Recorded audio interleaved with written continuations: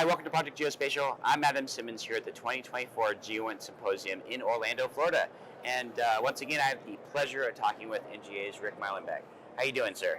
Doing great. It's been a great conference. One of the things I've noticed that's really different about this year is that there's just such a positive vibe, just a really good energy that I felt, and I haven't felt that in a show like this in a good long time. So that's like a good start. Yeah, the energy in this conference has been. I feel like it's been quite a few years, maybe even before COVID. Like we got it all back or something. Right, and I just think that there's just general excitement, and people seem really happy to talk with us and share what's going on with their respective organizations. So it's been good. Well, as far as the symposium as a whole, can you at least touch on some of the progressive technologies that maybe you're continuing to see in the last year or two that permeate through the conference?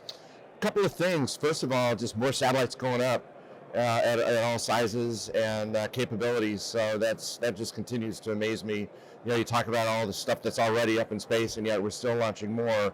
But the capabilities of even these small sats is just really amazing. So it's going to continue to revolutionize GEOINT and this whole line of business. That's one thing. Of course, AIML is a dominant topic, and computer vision and things like that we are really kind of talking about day to day. But the capabilities of that continue to deepen, and so those are kind of the highlights for me so far. Awesome. Well, I mean, and of course, the security aspect of that seems to be permitting a lot more in terms of how do you protect that data. Exactly. And is there AI/ML spoofing going on within the imagery itself? I'm seeing a lot more of that this year too. Right. Absolutely. And then of course, cybersecurity is hot because that's such an essential element to keep us going in a safe, kind of community going forward. Well, I want to take it to a much lighter topic in terms of, getting into GEOINT overall. I heard you might have some stories on that one. I do. I my career has taken a reverse from the normal government civilian. I spent my professional life in industry, actually in the tech industry in Silicon Valley. So I got got involved in the tech wave when it first started because I grew up there, and then I joined the tech industry right when it was emerging, and so that's been a phenomenal experience for me growing up, but then increasing my in my professional life. But I was also a Navy reservist, and so I had this dual thing going on. And so when 9/11 happened, I got mobilized to the Office of Naval Intelligence, which gave me some insight into what it's like to work for a government organization on a full-time basis. Then I got mobilized to Iraq in 2007, and NGA was so supportive of the work that I was doing there. I made a note to myself that that's a great organization. If I ever had a chance to work for the government, NGA is top of my list. And then the same thing when I went off to Afghanistan. NGA had a small closet with a big printer, and they always delivered on the things I requested. Well, let's back up a second to the part where you said NGA was at the top of your list. Yes. Can you talk about that a little bit? What put NGA all the way at the top for you? So I was always being part of Naval Intelligence Reserve.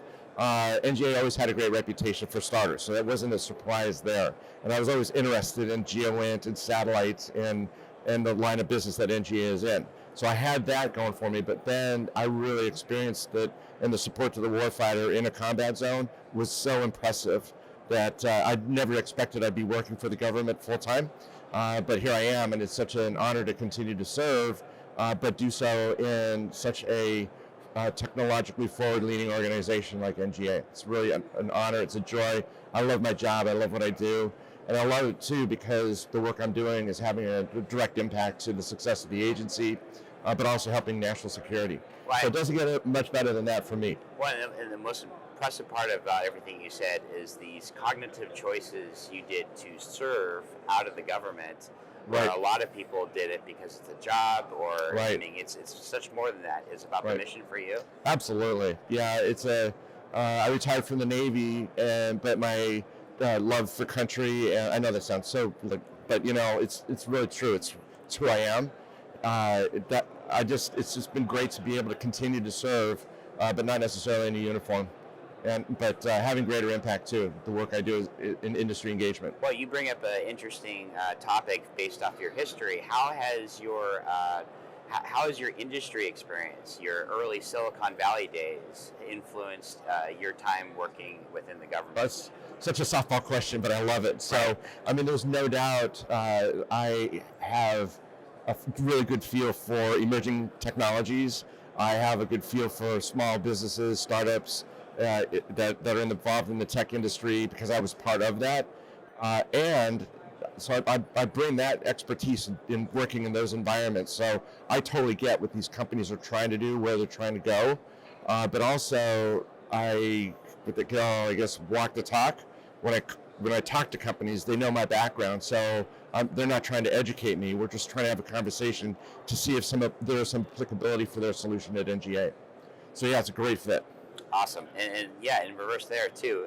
Is there any aspirations beyond NGA, or are you going to stick with this for the rest of your retirement? Yeah, I'll stick with this for the rest of my professional life, and then we'll probably be shifting gears because I've been in the workforce since I was 18, and I am now officially a senior citizen at 65. Oh, I'm sorry, 67. I just had a birthday, so I'm 66. Time to write that. And so it's probably about time to not only shift gears, but also give opportunities to younger folks to do what I do.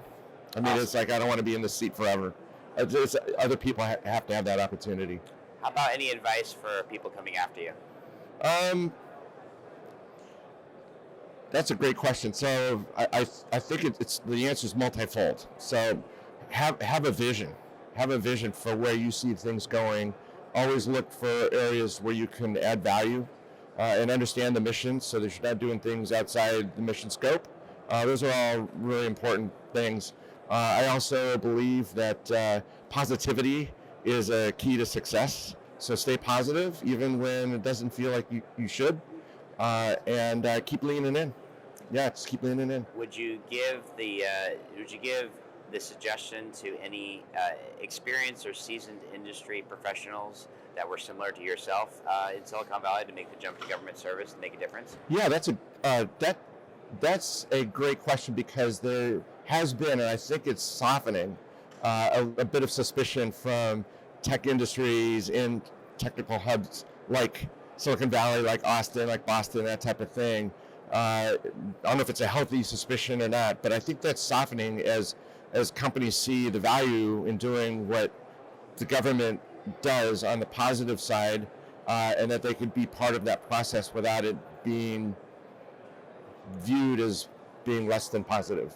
If you get it's kind of a complicated answer, but you have a unique experience. As we see the government going the other way. Even me, as transitioning military 10 years ago, going into industry, but to see industry go into government to perform service really is an interesting perspective. It is. Like I said, I did it reverse. Most everybody goes through government, retires, and then goes into industry.